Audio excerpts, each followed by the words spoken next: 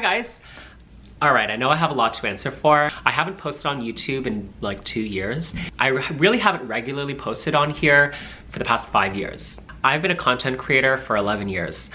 I started this YouTube channel in 2013 when I was 15 years old. I'm now 26. YouTube has always kind of felt like my video diary and this space where I just come to think out loud. And today is one of those days where I feel like thinking out loud. There's lots of you that know me as the math teaching drag queen on TikTok. Some of you know me as the tutorial queen, showing people how to style wigs and sew drag costumes. And all of that has been part of my journey as a content creator and as a drag queen. I started this channel when I was 15 and still in high school and just looking for a hobby and an extracurricular. I had just come out as gay to my family a year ago, and part of me starting this channel was just my excuse to play with makeup and do fun, colorful looks. Like I would do a tutorial showing people how to do a colorful smoky eye, and it was like my first time trying to do a colorful smoky eye. As I kept going with YouTube and doing makeup videos, I discovered I really liked makeup and I really enjoyed the transformation. I totally felt like I was becoming a new person. Like people would come up to me in the hallways at school and say, "Kyne, how do you have all this confidence?"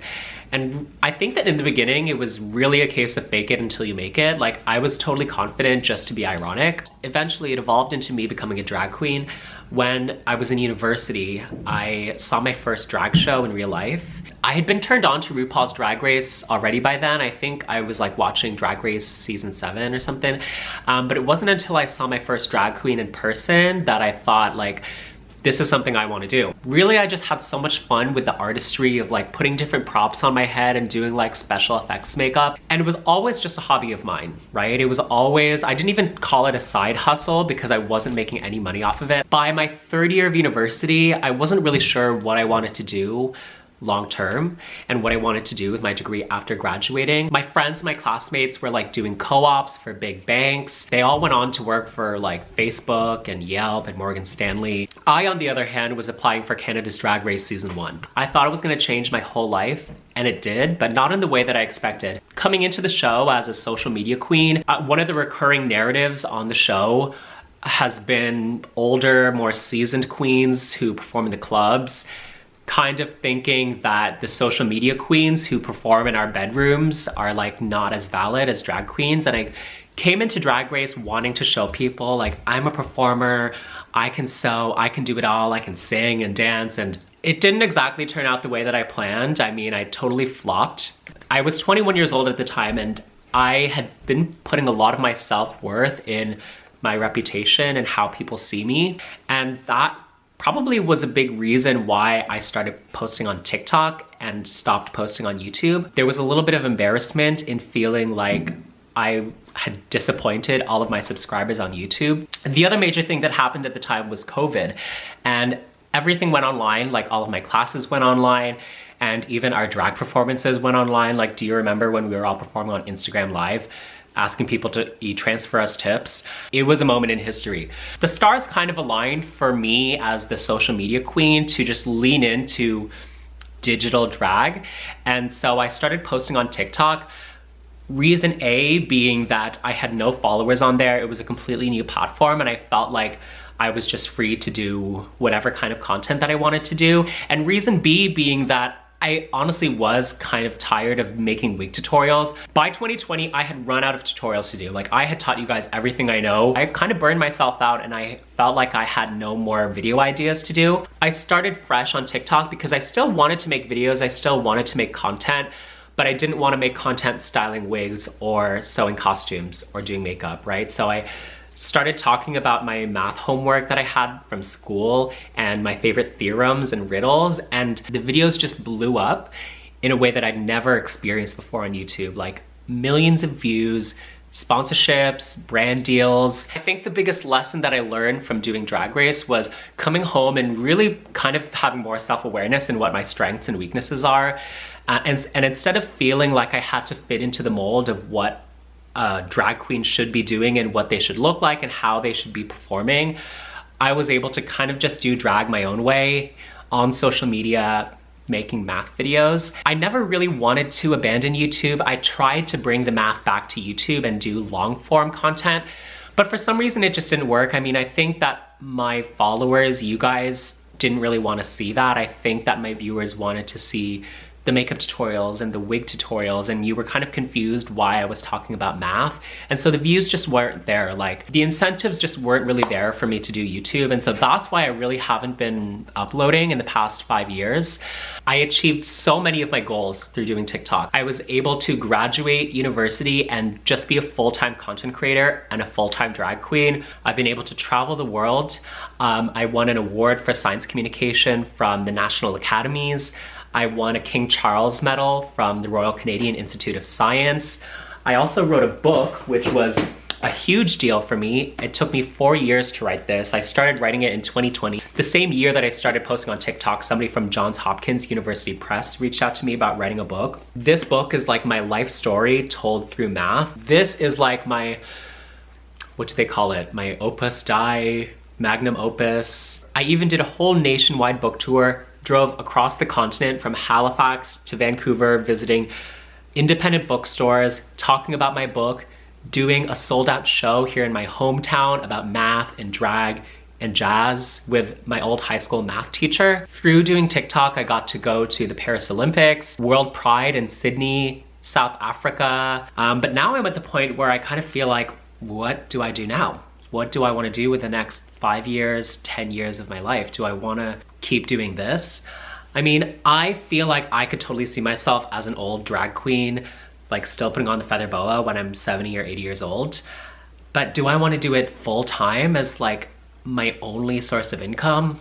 I don't think so. There's just so much volatility in this career. Like, you're constantly jumping from gig to gig. You don't know when your next paycheck's coming or how much it's gonna be. And now with TikTok being banned in the US, where 50% of my viewers come from, it's just not looking good for me. And I always knew it wasn't wise to put all of my eggs in one basket, which is why I did get my degree. I always felt like I had something to fall back on. There's a concept in economics called opportunity cost, which says that every choice you make, you're paying the cost of giving up all the other choices you could have made. If I choose to spend the next 10 years being a full-time drag queen, doing social media full-time, like, that's 10 years that I could have otherwise spent getting my PhD, or maybe it's 10 years that I could have spent having a 9-to-5 job and climbing up a corporate ladder somewhere. I struggle with feeling like I want to do it all.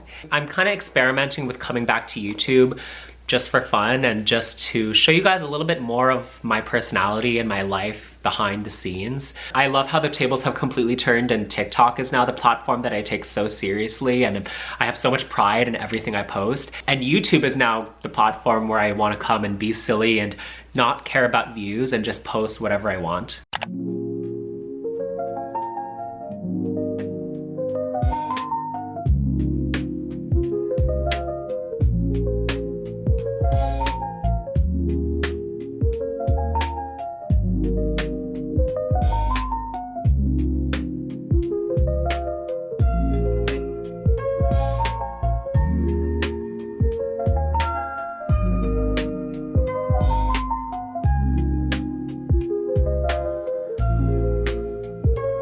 It's actually so stupid that we finished the basement only for me to be filming videos on a green screen. I recognize the irony. So this is the behind the scenes of my TikToks. As you can see, it's extremely high budget.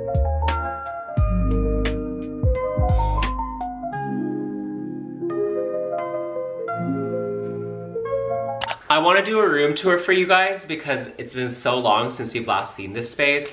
We finished our basement last summer, so welcome to my man cave. I have some dresses here on clothing racks because I love using them just as my backdrop for my videos, but I also have been working on this bookshelf.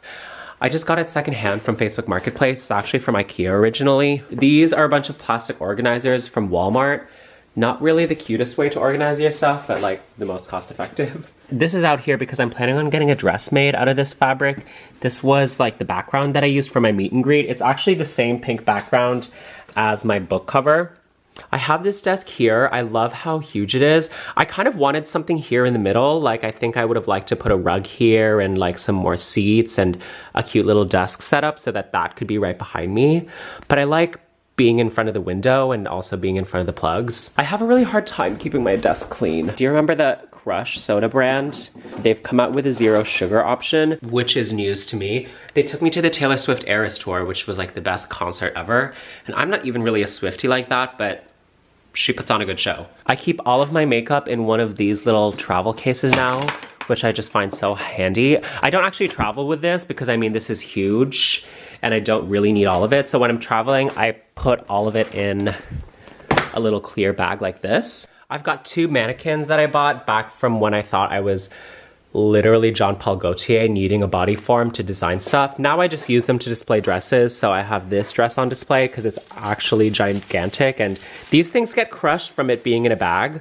And then I have that dress over there on the other mannequin, which that is a whole story in and of itself. Remind me to tell you the story of that dress. I feel like as a drag queen, I have so much like random shit around because I refuse to throw anything out because I always think, oh my gosh, what if I need that for a future video? Like what if I need a tambourine again?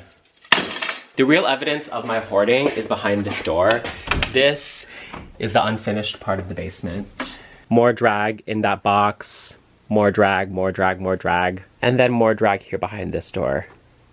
I need to find a better solution for all of this. This here is a perfect example of what I'm talking about because I haven't used this paper backdrop in years, but I still have it thinking that I'm gonna use it someday. Really, I ought to give a lot of it away. I could probably part with like 90% of my drag because a lot of it I don't even wear anymore and I've completely outgrown style-wise. I feel like it's just so much work and it's not worth the effort of listing it only to get like $20 off of an old skirt. I guess part of me thinks they're collector's items now. Oh my gosh, it snowed so hard the other day. Those are the steps leading up to our deck. It got way higher over there. There's full plant pots and bushes that are completely under the snow. I should do a video going through my drag closet. You may look at my videos and think, damn, Kyne wears the same 10 outfits on repeat. You don't even know the half of it. Like I have so much crap I haven't even worn. And I think that as a drag queen, I've convinced myself that I can buy clothes because it's my job and I can write it off as a business expense when actually I'm just participating in the same cycle of fast fashion and waste as everybody else, which is so bad for the planet. But yay fashion. So what do you guys think of this new style of video? It's kind of different for me, but I feel like I just want to let you guys see other sides of my personality and not have everything be a huge performance or a huge production. Even after all of these years on social media, I feel like I've grown so much, but I still have so much more learning to do and I still have to figure myself out, but I'm wanting to document the experience and I wanted to take y'all on that journey with me. Am I gonna be back with another video or is this just another case of Kyne coming and going? Who knows at this point, but we'll see.